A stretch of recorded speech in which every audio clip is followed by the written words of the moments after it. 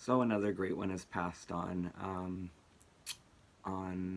Tuesday night or Wednesday night. I heard that Norm Macdonald passed away, and I spent that whole night watching old Celebrity Jeopardies and reliving that, and I watched this the night I found out and had some great laughs. And oh man, stand-up comedy and comedians are not a thing I usually would talk about because I'm not really a huge fan. I loved Don Rickles, I loved Rodney Dangerfield, Robin Williams, Jerry Seinfeld, and Norm. That's about it. Norm's best material, though, is usually on talk shows where he has someone to react to, specifically Letterman and Conan.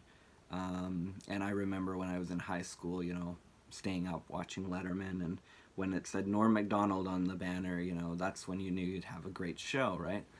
And those Conan appearances in the 90s, when he was on Leno and Stern and all these guys. And of course, recently podcasts, stand-up specials.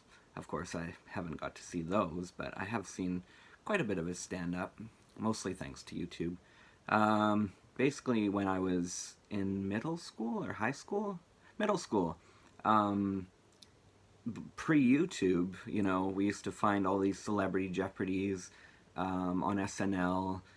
You could download them off like Kazaa and stuff, video files, and with friends and also at school with peers. We were able to watch those over and over and over and memorize them. And Daryl Hammond was a huge highlight as Sean Connery, but Norm Macdonald as Burt Reynolds was the funniest thing ever, and probably our most quoted character. Maybe it's funny because it's bigger than a regular hat, and Burt Reynolds has apparently changed his name to Turd Ferguson. Yes, Turd Ferguson. It's a funny name.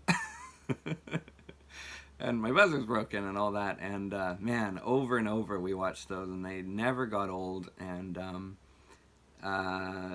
his delivery is so unique as a character in that, and then in a stand-up. He's not really an actor per se, like he usually just plays himself. Even when he plays Bert, he kind of plays himself channeling, Bert's ego in the 70s or whatever. But it's just basically Norm Macdonald, but chewing gum, and then this movie, basically I was visiting a friend, and I used to visit him in the summer for 2 weeks every summer, and we used to rent countless horrible movies from the video store, because he was a horror buff. I didn't like horror, so we usually just tried to find anything else in the video store that wasn't popular, because he didn't want to watch the popular movies. So we wasted a lot of time not watching classics like Star Wars and Back to the Future, which I didn't get to see till my 20s. We rented so many piss poor movies, and we'd watch 3 or 4 a night. And some of them were so bad they were funny, and most of them were just bad. But every once in a while, we'd rent a really worthwhile one. And I remember when we rented Dirty Work, I really actually liked it, even though there's a lot of anti-comedy in it. But it worked for me. It doesn't really work in this day and age for the PC crowd, but I have always liked the movie, and when I put it on a couple nights ago, I was laughing again, and I really appreciated the comedy. Interestingly, directed by Bob Saget, and Artie Lang's in it, Chevy Chase, Chris Farley, Don Rickles for a little bit, a couple minutes. And he was in another movie, Screwed. He wasn't in a lot of movies, though.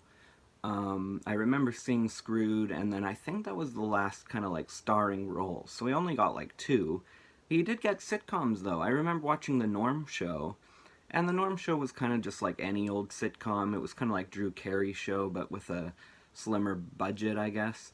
But it still worked. It wasn't as good as, Frasier or Cheers or Becker or Seinfeld, but just because of Norm, it was funny, and the little bald guy was funny, and the girl he had to play off of was pretty funny.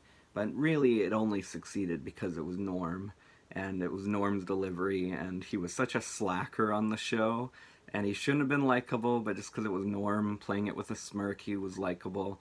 And Norm just, I mean, he could be pretty cheeky, and but he would, you know, I don't know, he would just exude niceness, like you knew even when he was being kind of borderline mean. And I appreciate how he's mean to people like O.J. Simpson, but he didn't seem like an actual cruel guy. Like if an average Joe met him, he would seem nice. And you know, I'm a huge Chevy Chase fan, but I think maybe Norm was the best Weekend Update guy. And when he got fired, it was kind of the start of the end. And that format never really recovered on SNL. Fallon and Faye did a good job, and then after them, not so much, and then after that, I kind of stopped watching. Um, but yeah, great Weekend Updater, great human being,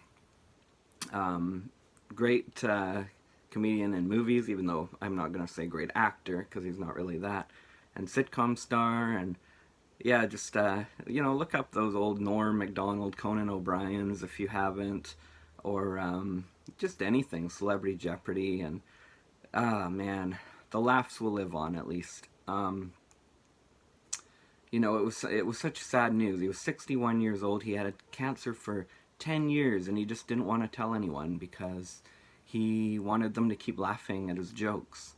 And usually, when you find out someone is terminally ill or whatever, you're kind of like laughing to be polite, or you're laughing but you're kind of crying on the inside.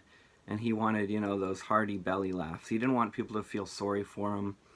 I respect that, definitely. That'd be hard though, man. That'd be really hard.